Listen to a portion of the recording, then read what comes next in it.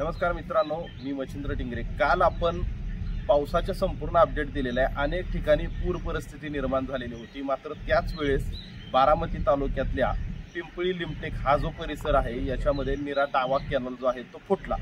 अगोदरच गेली 4 दिवसापासून पाऊस चालू होता आणि हा पाऊस चालू असल्यामुळे सगळीकडे शेतांमध्ये पाणी साठलेलं होतं, चाऱ्यांना ओढ्यांना पाणी आलेलं होतं, नद्यांना पाणी आलेलं होतं, त्यातच कॅनल फुटला।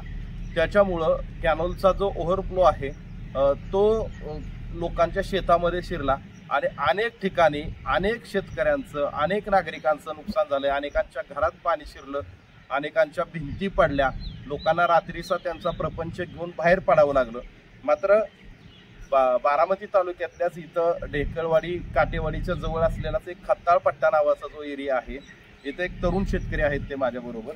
तर यांचं खूप मोठं नुकसान झालं रात्री। ही पाठीमागे जी दिसते तुम्हाला ती त्यांची पोल्ट्री आहे आणि या पोल्ट्रीमध्ये हजारो पक्षी आहेत, परंतु इथं रात्री पाणी शिरलं आणि त्यांचं खूप मोठं नुकसान झालं। रोहन, काय साधारणतः एकंदरीत काल काय घडलं अगोदर ते सांगा। तर पूर्वीचाच पाऊस 2-3 दिवसाचा आणि त्याच्यामध्ये काल पावसाचा जोर जास्त आहे। बरोबर। आणि काल कॅनल का फुटून आहे तर कॅनलचं सर्व पाणी सगळ्या शेतामध्ये वाहून चारीने आमच्या पोल्ट्रीमध्ये घुसलं। बर। जवळपास आपले एक 8-9 हजार पक्षी त्याच्यामध्ये दगावले गेले। बर, अच्छा। पक्ष्याचा 20 दिवसाचं त्यांचं एज होतं।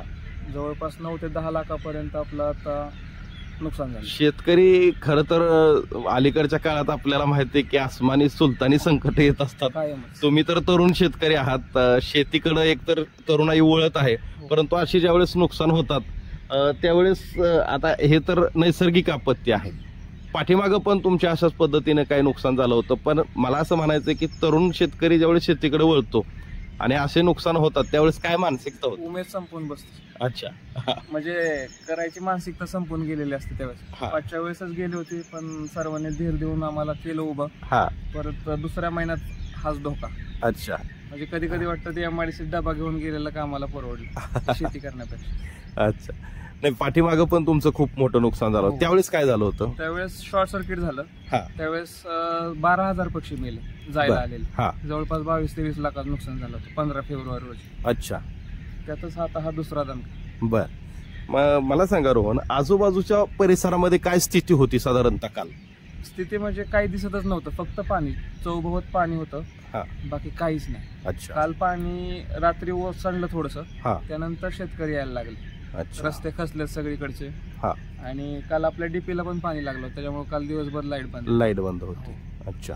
मग आता हे तुम्ही अत्याधुनिक पोल्ट्री फार्म दिसतोय तुमचा। बाकीचे जे पोल्ट्री फार्म आहेत ते जनरली बघतो आम्ही, पण ते साधे, परंतु तुम्ही खूप वेगवेगळ्या काय काय टेक्नॉलॉजी तुम्ही म्हणजे याच्यासाठी काय काय तुम्ही केलंय वेगळ्या बाकीच्या पोल्ट्री फार्म? एन्व्हायरमेंट कंट्रोल मध्ये आपण शेड केलेले आहेत। त्याच्यामधलं आतमधलं एन्व्हायरमेंट आपल्याला कंट्रोल करता येतं, मॉइश्चर, ह्युमिडिटी आणि जे काही टेम्परेचर आहे ते आपण मेंटेन करू शकतो। आणि फीड आणि पाणी ऑटोमॅटिकली जातं पक्ष्यांपर्यंत, माणसांची गरज जास्त भासत नाही ह्याच्यामध्ये, कामगारांची। अच्छा। फुल ऑटोमॅटिक प्लांट आहे। बर, ओके।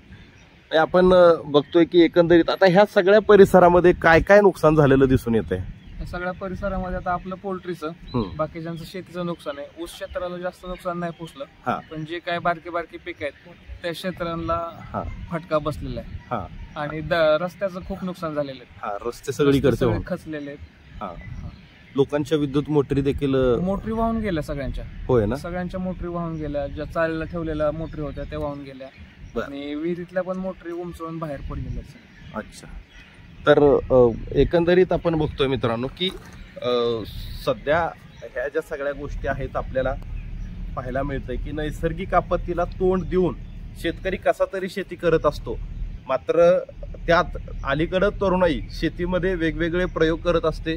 शेतीबरोबर जोडधंदा उभा करायचा आणि शेती हे टिकवायची आणि शेती करत राहायचं। निव्वळ शेती करायचं म्हटलं तर अलीकडचं तरुणाई नको म्हणते, पण असे जे तरुण आहेत, जे होतकरू तरुण आहेत की जे शेतीला जोडधंदा करून वेगवेगळे प्रयोग राबवत असतात, अशा तरुणांना अशी आपत्ती ज्यावेळेस येते, वारंवार आपत्ती येते, त्यावेळेस नाउमेद होत असतात। रोहनच्या बोलण्यातून ती गोष्ट आपल्याला जाणवली। परंतु सगळ्यात महत्त्वाचं असं आहे की गेली 4 दिवसापासून जो बारामती तालुक्यामध्ये अभूतपूर्व पाऊस पडला, या पावसाने अक्षरशः शेतकऱ्यांची दानादान उडवली। तुम्ही बघताय की हे सगळे रस्ते खराब झालेले आहेत, अनेक ठिकाणी घरं पडलेले आहेत, लोकांचे प्रपंच रस्त्यावरती आहेत. 2-3 दिवसापासून राज्याचे उपमुख्यमंत्री अजित पवार हे या ठिकाणी पहाटेपासूनच पाहणीचा दौरा त्यांनी सुरू केलेला आहे. लोकांच्या गाठीभेटी घेत आहेत. मात्र नुकसान एवढ्या मोठ्या प्रमाणावरती आहे. आता शेतकरी नुकसानीबद्दल काही भरपाई मिळेल का, परंतु आपल्याला माहिती आहे की शासकीय नुकसान भरपाई ही कितपत असते, कारण एकट्या रोहनचंच पोल्ट्रीचं नुकसान हे 8 ते 9 लाख रुपयांचं आहे कालच्या पुराचं. त्याच्यामुळे आता शासकीय नुकसान जरी मिळालं तरी सुद्धा ते कितपत मिळणार, आणि अशातून शेतकऱ्यांना याच्यातून पुन्हा एकदा उमेद जागी ठेवून पुन्हा एकदा ह्या सगळ्या गोष्टी मध्ये म्हणजे शेती करणं असेल किंवा जोडधंदा करणं असेल यासाठी प्रयत्नशील राहावं लागणार आहे. आणि शेवटी ही ताकद पुन्हा एकदा निसर्गच या सगळ्यांना देऊ शकतो.